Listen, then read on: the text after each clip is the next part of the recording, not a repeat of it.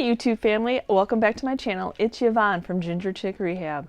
So on my channel, along with my husband Chris, we do thrift flips. We take furniture, we take medium and small items, and we share with you the process of what we do to these unloved, unwanted, outdated items and how we give them new life. And for us, we get them ready to resell, and we sell here locally in a little craft section in an antique mall. So in today's thrift flip, we are showing you how we took 4 unwanted, unloved, definitely outdated bread boxes. Yep, bread boxes.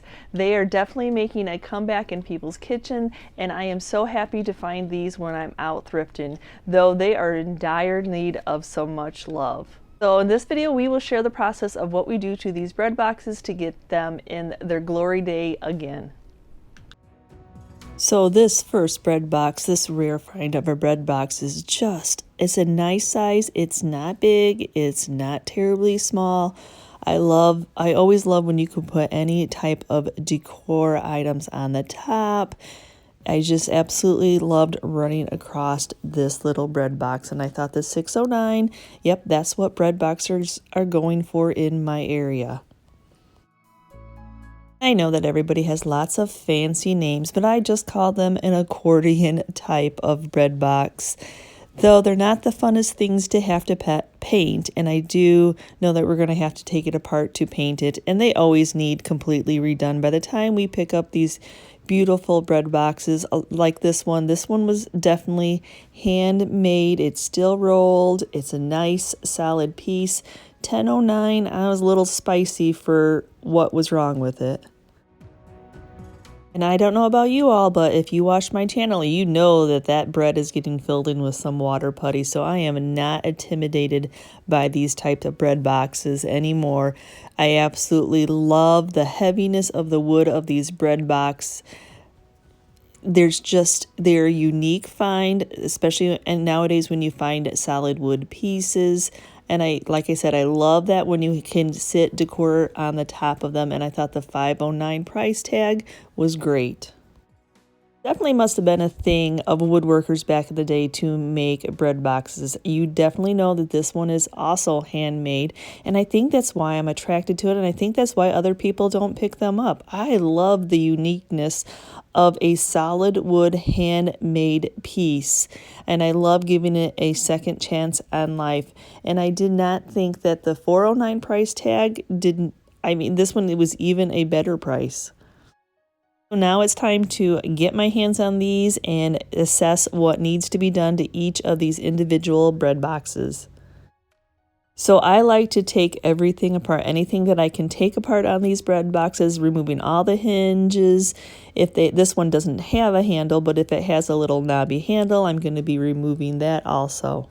So you can tell on this piece that it is a mass-produced MDF board type of piece.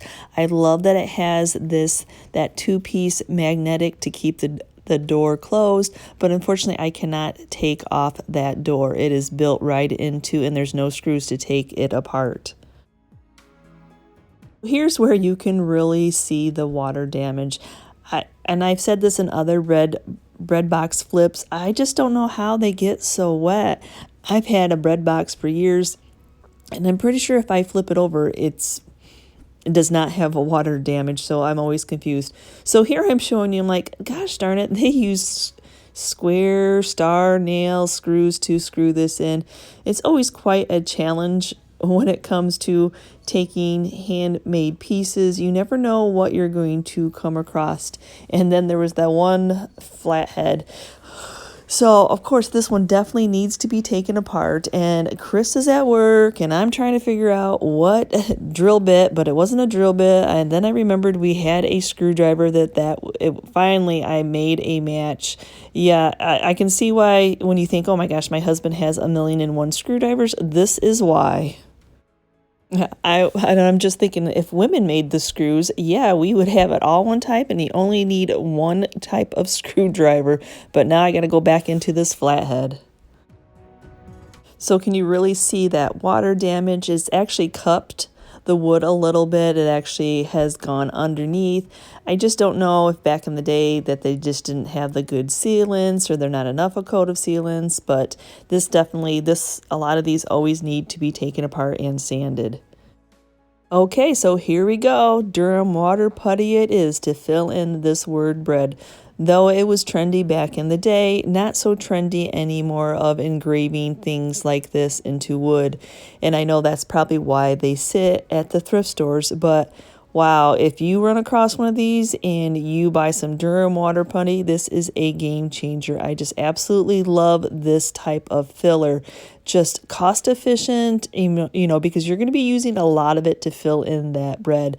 So just mix up to what the consistency is that you are comfortable with, a little bit of the powder, a little bit of the water, and just fill it in. And then you want to raise it a little bit above. You don't want it to sink in because you want to be able to sand it smooth. And then I always like to give it a few taps to make sure that if there's any air pockets, any air bubble, that I'm filling in all that space. Then I can go back and kind of level it out after I know that I have enough product on. I have no air bubbles so that I'm not going to have another hole, because if you're going to spend the time to do all this and wait for this to dry, you definitely want to make sure that you don't have to go back in with a second coat. Sometimes you do. It's not that big a deal. So you all saw how dirty those bread boxes were, so you definitely know that this hardware needs to be cleaned. And I just take it in the house, hot water, some Dawn dish soap, great degreaser. Just let them soak, rinse them, let them dry, and then I take them into my spray room. We put them on some styrofoam packaging that comes with stuff that you buy. And then our go-to to spray hardware is always this Rust-Oleum and flat black. I love this paint and primer in a can. And yep, we usually just paint our hardware the same color, even that little magnetic latch. And then I will be painting both sides of those hinges, but before flipping them over to get the other side, I like to put a protectant coat of polycrylic on it. That is going to protect from me flipping these over and maybe marring up that Rust-Oleum paint. Yes, that Rust-Oleum paint is wonderful and it is a great fix, but it also needs to be sealed and protected, and this polycrylic is great for that.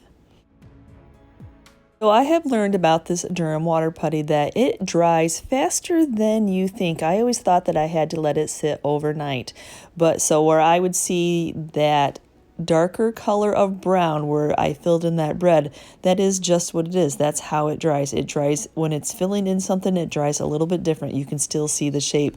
So I always thought that it wasn't dry, so I want to share this tip, because the longer you let that Durham water putty sit, the harder, the rock hard it is to sand off. So really in a few hours, this is always dry enough for me to sand. And if I sand it sooner than the sooner you can sand it, the easier it is to sand. And then I just use the feel test. I just use my hand, I run it across that, I feel if anything is bumped up. Yep, some of it, like the D, is nice and smooth, and you think, but nope, it is completely flat. So here's another view of one of the other bread boxes where you can see all that water damage. Not much of a top coat protected on these pieces at all. It's all wore off. I don't know if it's the 70s, 60s that these types of bread boxes were popular. I do love coming across them, so I don't mind putting the work in them, and they do sell really well. I always do large groupings of bread boxes like this, and so I have one sells in our booth, and we are down to just one more, so yep, that's why I'm doing these all. And as you can see, I'm showing you where they nail these in, so I'm going to have to use a little bit of spackling, just that spackle that's pink that turns white. It's just a little bitty nail hole, and this stuff dries really quick, and then I love that it changes to white when it dries. So, and for this one, it even had water damage on the top, so I just going to need to sand away. Look at all that water damage. And I know you probably saw that little date on the bottom of it, and I do tape over those and save those dates, anything with a name. Even though I'm going to paint and I'm not going to restore it to its original glory, but I do save that. So yep, this one's going to get lots of sanding. See how much I can take down. I don't really want that water damage to bleed through. So here's where I'm showing you that, yep, I just put a little bit of masking tape over where there is a date or a person's signature, the person who made this original piece, and then I just cut it off so it's a pleasing, not just a piece of tape laying over something, but a pleasing little square, nice little package. So on the bottom of this, it has a little bit of crack. Not a crack, it's the wood is warped from being wet. So the little bitty crack is not something that I could put Titebond glue on and pull it tight. So what I'm doing is I'm using the Starbond, the CA glue, and what that's going to do is that's going to fill in that crack. That's going to make it rock hard. It's going to make it sandable. It's a permanent glue. Can you see the crack a little bit better at this angle? So like I said, it's nothing that I can push together. The wood has dried, the wood has warped, it's missing. You could wood fill it, but since I'm already in the process of working on this piece, I'd have to wait for the wood filler to dry. And with the CA glue and its spray dryer 15 seconds, it'll be dry. So I can't highly suggest, if you are flipping items, to get yourself some of this Starbond CA glue. It comes in 3 different thicknesses. It has a thin, a medium, and a thick. And so when you're working on pieces and you want to not wait for stuff to dry, this is perfect. And as you see, it is completely sandable. Once I've got it all filled, I can sand it down. So did you all think that I was going to fill in all of this? I don't know. I think this is a unique piece. I liked that somebody took the time to carve. They carved all that in, other than the cute little hearts around the edging, and I'm going to put a different stencil on it. I want to leave that. I didn't want to fill that carved in. Like I said, I think that is unique. Somebody took all that time to hand carve this wood, so I am going to leave it alone and just do my ginger chick paint job on it. Yep, every single one of these bread boxes needed to be sanded one way or another. Like I said, they are older. That top coat that was on them, pieces and parts are missing, so that would leave your paint job uneven. And you almost already know that with this kind of type of stain that you're going to have some bleed through problems. But we'll deal with that when it comes to that. But that's what I'm doing. I'm just making sure that everything, my starting area, my surface area, is nice and smooth. So now that we have the sanding out of the way, I know some people clean their pieces before they sand, but I like to sand, use the air compressor to get the sand dust off, and then clean. So now I'm just going in with some super clean. I absolutely love making this in a bucket. I do love Crud Cutter, don't get me wrong, but I love the super clean also, because I guess I love that hot water. I always feel like, don't you? Do you feel like when you're cleaning something with hot water, it's just going to be even cleaner? And you really want to, when you're cleaning with a bucket, especially with wood, you want to make sure there's not a lot of water on your rag that you're wiping these pieces down. You don't want to raise that grain of the wood by getting too much water, which I just fixed all the water damage on these pieces. So now you can see when I sanded this little MDF piece that I got down to where that press board was. So I'm going to be sealing this in and evening out the porosity with some shellac.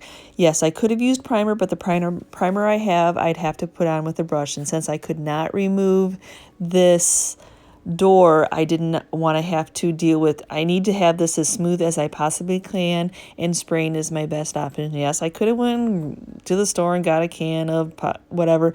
This is just what we have on hand, and I'm in the process of working on these, so shellac it is.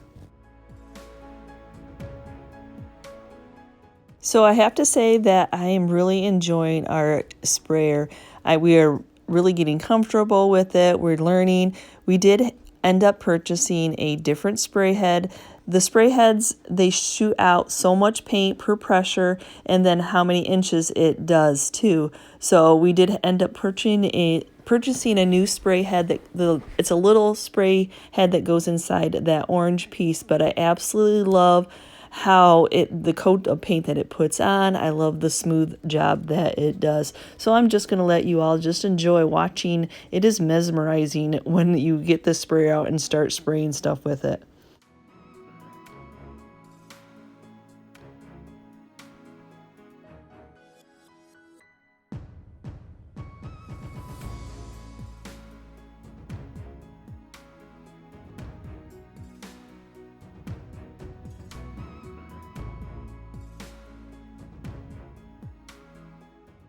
Oh, does it make short work of having to paint all of these bread boxes, both sides. Yes, I do use the assistance of a fan to help them dry, but wow, what an amazing job it does. Yes, if you're wondering, we do have a ratio. There's a little bit of water added to the paint to make it easier to come out of the spray head. It does clog just a little bit, needs to be wiped off. The little spray head needs to be wiped off a little bit, and sometimes it needs to be repurged. So I don't want you to think that, oh, this just keeps on spraying. Yep, just like the other machines, there's always something that goes, but I can tell you this has not clogged up, and we've been able to clean it out every time. But I absolutely love using this. And no, I'm not leaving any one of these bread boxes black. I have a bread box. I did it black, and it has not sold yet. It's been sitting in my booth. So nope, if the white ones are what sells, the white ones are the ones that we're going to be doing.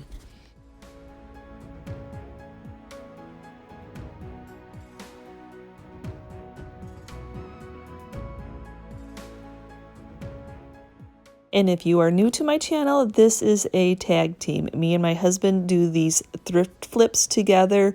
And why not? Why? I mean, we both enjoy doing it. And it is kind of fun doing that sprayer. So I'm sure I don't want to miss out, and he doesn't want to miss out. So, yep, he's joining in the fun.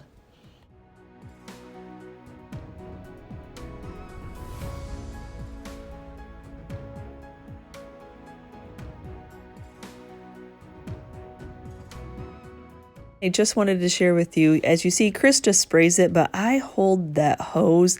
I don't know if it's why I do. I do the same thing when I'm sanding. I hold the hose. The hose to me is heavy.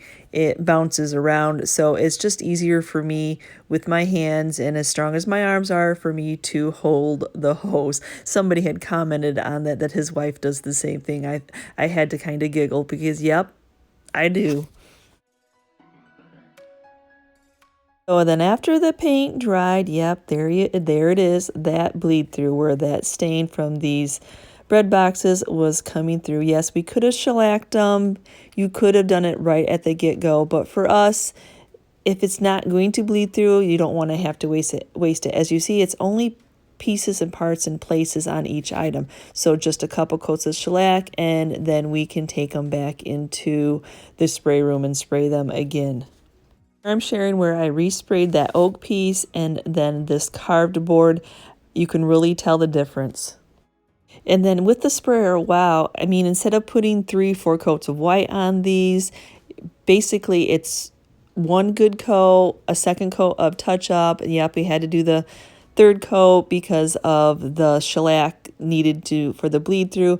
But now in a day's time, 2 days time, these are ready to be sanded. So that's what Chris is doing. We love to do distressor piece. He's got some 220 sandpaper, and he's just distressing. What he's doing is he's pushing on those sharp edges, and he's pushing hard enough to just show the black. And if you want to show some of the natural wood, you just push on that sandpaper a little bit harder, and then some of that natural. It's all whatever the look that you're going for.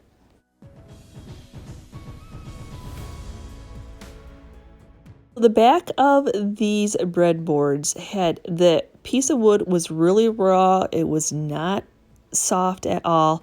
So instead, this piece already fits. So what I'm doing, yes, Chris could cut another piece, not cost efficient.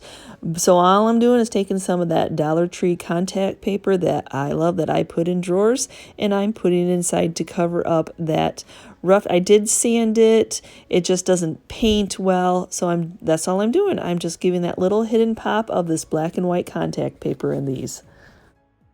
So I know most of these bread boxes I wanted to put a stencil on, so I'm going to my Cameo silhouette because I already knew that I had bakery and bread and pastries and all that already downloaded from their store. So that's what I'm doing. I'm just going in, and I kind of go to my Cameo more because I know that I know how to take the pieces and parts of one of their designs apart. So that's what I'm doing here. I want the bakery. I like how it's shaped. I don't really want the swirlies. I think that's just a little too much going on. So I just took the pieces and parts and rearranged it to the way that I wanted it.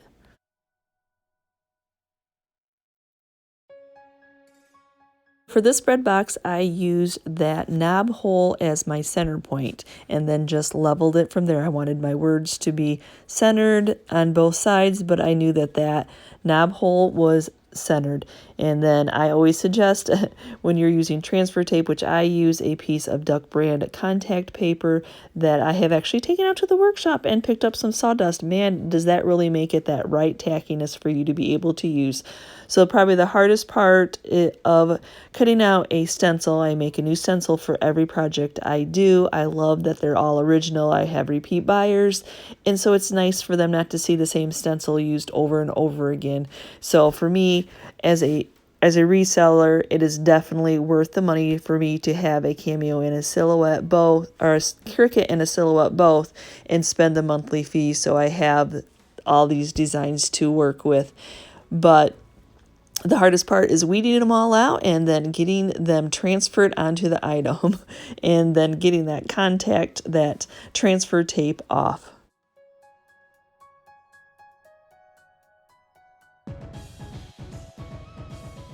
Then I really rub on that stencil. I make sure I use the permanent vinyl, the Oracal vinyl that I get from Amazon, that 651. I find that it works the best. It really helps make very clean lines. And so what I'm doing here is I have a little cup of my Kills paint, that Kills paint primer in the flat white that I painted the items with. I love this. I love doing to keep these crisp lines, putting that down as the base color, the first color. It really does help make crisp lines.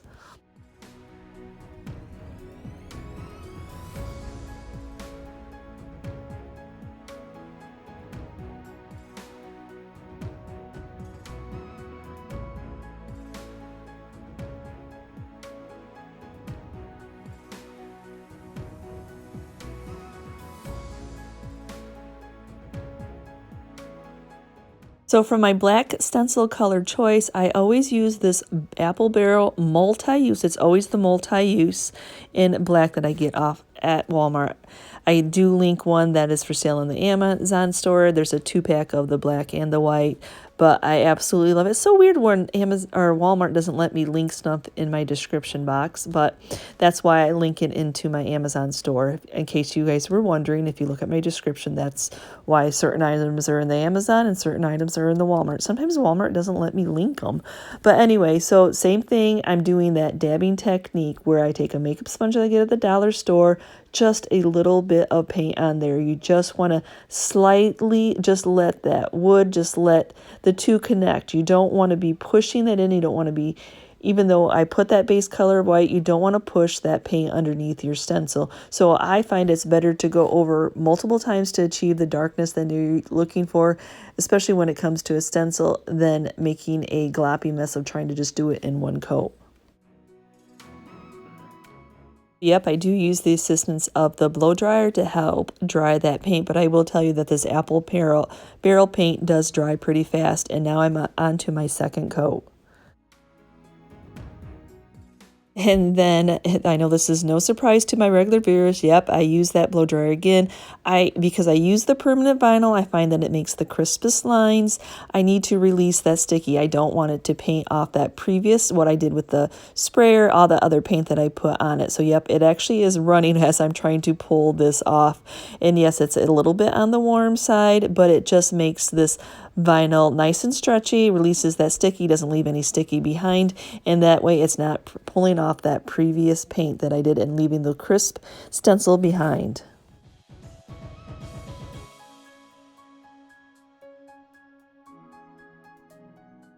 And definitely on this MDF board piece, I definitely want to use the blow dryer. I'm always a little scared until it has had proper time to cure.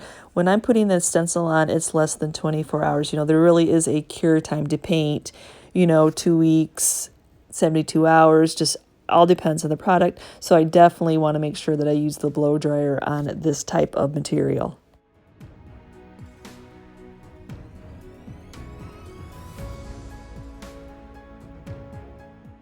And then for me, I want to keep these nice and black. I don't want them to sand off. And then I also want to protect. When I saw all that water damage, I'm like, okay. So I am spraying these all with a couple coats of the polycrylic. I want to protect this. Like I said, mine doesn't get wet, but somehow others get wet, so I want to make sure that everything is good and protected. So now I can go in and distress these pieces. Yep, Chris did some of the outer form of the bread box already, but I needed to wait till after I applied a stencil.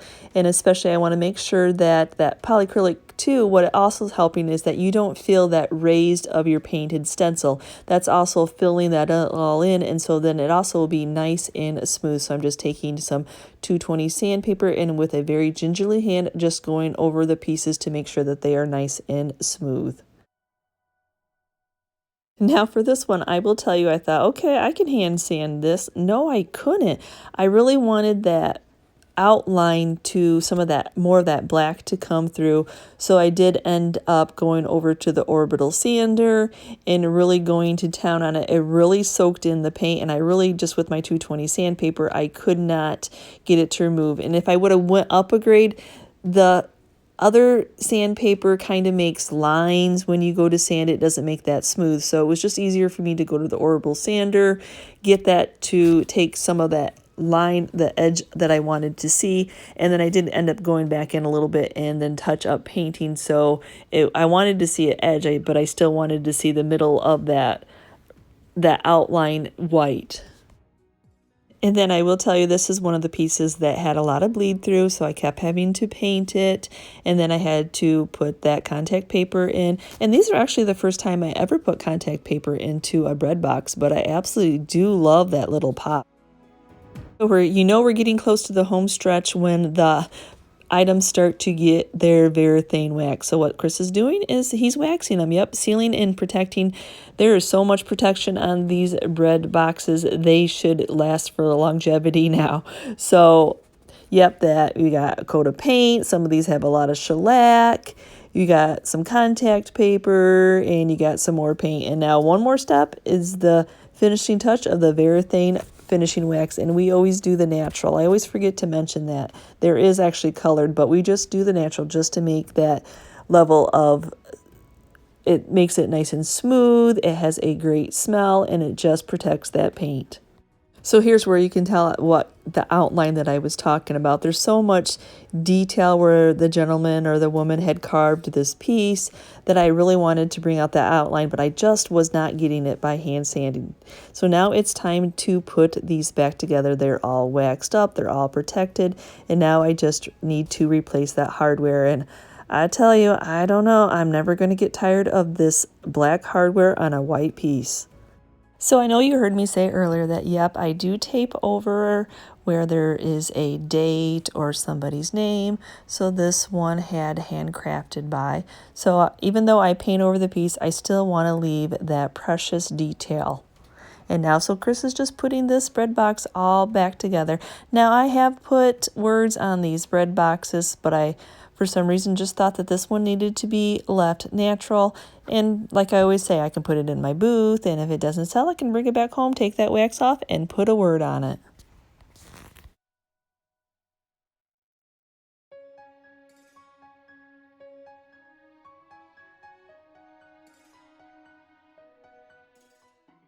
So I definitely enjoy doing the end results of these bread boxes. Just amaze me because they are in such rough shape. They're like little furniture pieces to me. I absolutely love it. And like I said, I know that I left it plain, but sometimes people don't always want words.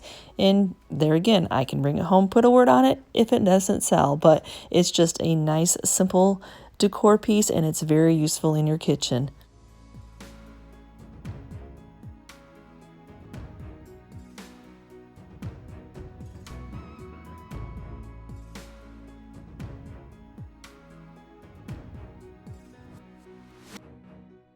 And yes, I could have filled all that engraving, somebody that hand whittled this piece, I just could have filled that all in with that water putty, but I just didn't want to.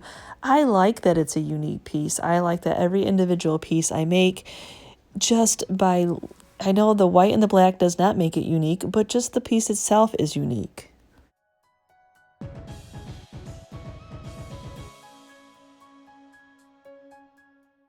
So I just felt the need to pop this picture back on so you could see the before picture. I just absolutely love that Durham water putty. It is a game changer for us flippers.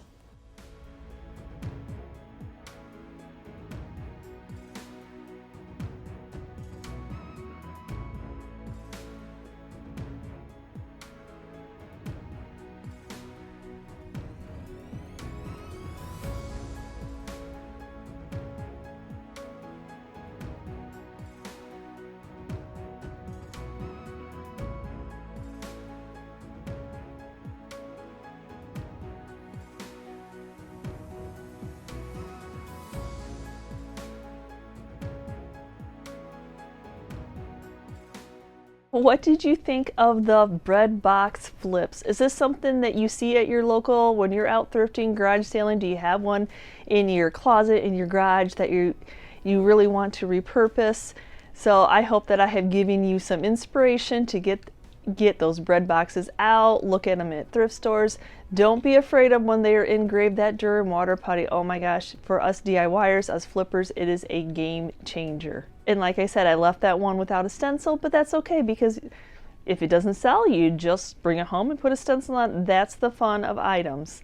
You can always redo them, a little bit of paint, and it's something else. So I thank you so much for watching today's video, and if you are part of my YouTube family, thank you so much. Me and my husband Chris so totally appreciate your kind words, your supportive words.